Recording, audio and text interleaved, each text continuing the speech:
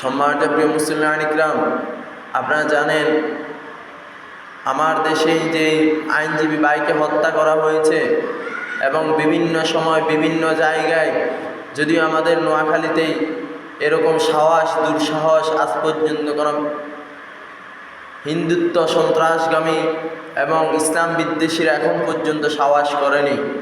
কিন্তু বাংলাদেশের এমন জায়গায়, যদিও আপনারা নিউজ না পান, যদিও আপনারা জানেন না, বিভিন্ন জায়গায় মুসলমানদের উপর বিভিন্ন জুলুম নির্যাতন, বিভিন্ন রকমের হত্যা করেছে। আমরা ইন্টারনেটের মাধ্যমে, বিভিন্ন তথ্যের মাধ্যমে, গোয়েন্দা সংস্থার মাধ্যমে আমরা জানতে পারি আমার দেশের চট্টগ্রাম বিভিন্ন পাহাড়ি অঞ্চলে যে সকল মুসলমান ভাইরা রয়েছে, এই মুসলমান ভাইদের উপরও বিভিন্ন সময় হিন্দুত্ব সন্ত্রাসকামীরা বিভিন্ন রকমের তাদের উপর নির্যাতন করেছে। তো দেখেন, আজকে মূল সমস্যা হচ্ছে, আমাদের মূল কথা হচ্ছে আমার এই যে হিন্দুত্ব সন্ত্রাসগামীরা আমাদের মুসলমানদের উপর নির্যাতন করে হত্যা করে, তারা যে কত আনন্দিত, তারা যে কত উৎফুল্ল, তা যদি আপনি যদি গোয়েন্দা সংস্থার মাধ্যমে যে সকল নিউজ আমরা দেখতে পাই, এগুলো যদি আপনি দেখতাম, তাহলে আমি আপনি আজ এখানে বসে থাকতাম না। আমরা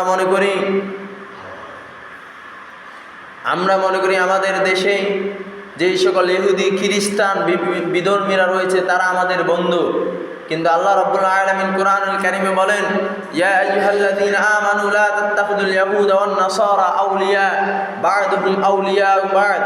দুনিয়াতে যে সকল ইহুদি খ্রিস্টান বিধর্মীদেরকে তোমরা দেখতে পাও, এরা প্রকৃতপক্ষে তোমাদের বন্ধু নয়, এরা কখনো তোমাদেরকে আপন ভাবে না, এরা শুধু তোমাদের সাথে বন্ধুত্ব স্বরূপ আচরণ করে, এরা তোমাদের সাথে বন্ধুত্ব স্বরূপ আচরণ করেই তোমাদেরকে ধ্বংসের অতলে নিয়ে যাওয়ার জন্য তাদের সর্বোচ্চ প্রচেষ্টা তারা চালিয়ে যায়।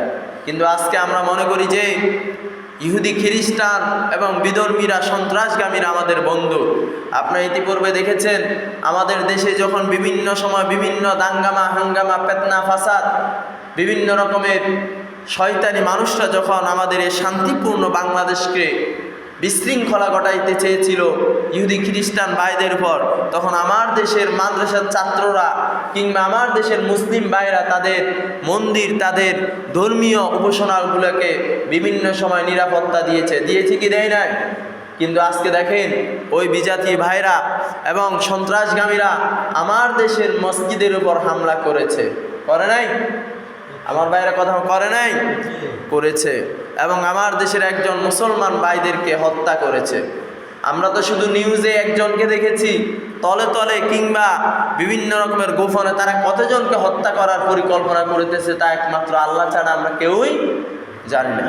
অথচ আমার ভাইরা একটু খেয়াল করে শুনি, আমার বন্ধুগণ একটু খেয়াল করে শুনি, প্রিয় নবী মুহাম্মদ রাসূলুল্লাহ সাল্লাল্লাহু আলাইহি ওয়াসাল্লাম হাদিসের ভিতরে ফরমান, আল মুসলিমু কাসাদিন ওয়াহিদিন। দুনিয়ার ভিতরে যখন সকল মুসলমান একটা, দুনিয়াতে যত মানুষ আল্লাহর কোরআন এবং রাসূলের প্রতি ঈমান এনেছে, প্রত্যেক মুসলমান তারা একে অপরের দেহের মতো। কেমন করে দেহের মতো?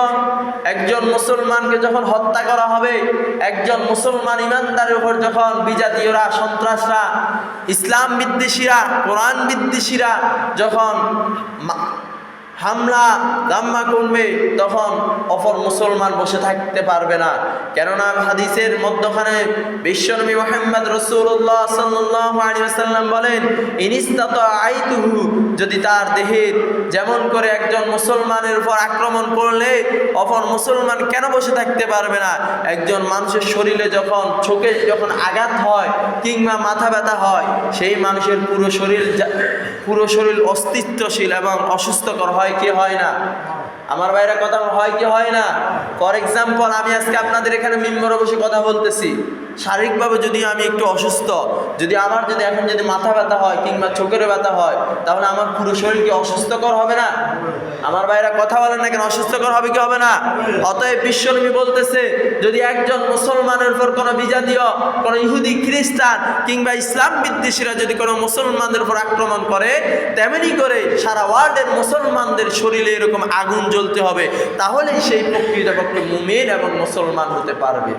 অতএব দেখেন, আজকে আমার দেশে যখন মুসলমানদের উপর নির্যাতন জুলুম করা হয়, হত্যা করা হয়, আমার দেশের নামধারী মুসলমানরা শুধুমাত্র নামাজ রোজা যাকাতের ভিতরে সীমাবদ্ধ থাকে, যে আমার একজন মুসলমানের উপর নির্যাতন করতেছে, জুলুম করতেছে, এই নিয়ে তার কোনো মাথা ব্যথা নাই। আছে না নাই?